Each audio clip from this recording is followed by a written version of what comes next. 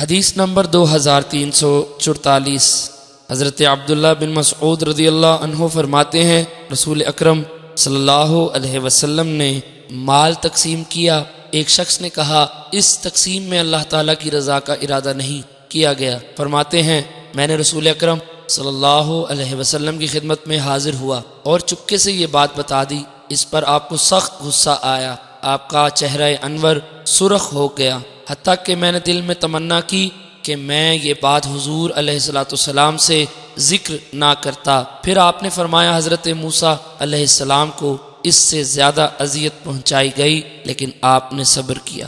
حدیث نمبر 2345، حضرت جابر بن عبداللہ رضی اللہ عنہ سے مروی ہے، فرماتے ہیں ایک شخص جارانہ مقام پر نبی اکرم صلی اللہ علیہ وسلم کی خدمت میں حاضر ہوا اور آپ حنین سے واپس لوٹ رہے تھے۔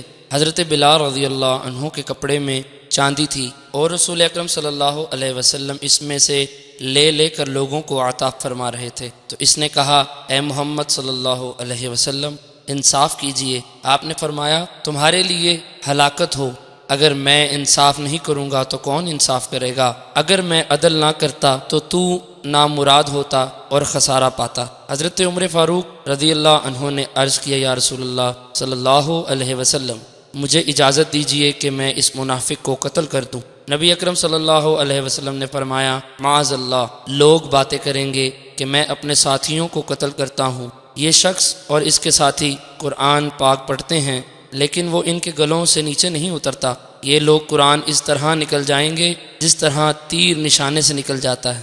حدیث نمبر 2346، حضرت جابر رضی اللہ عنہ سے ایک اور سند سے بھی اس کی مثل مروی ہے۔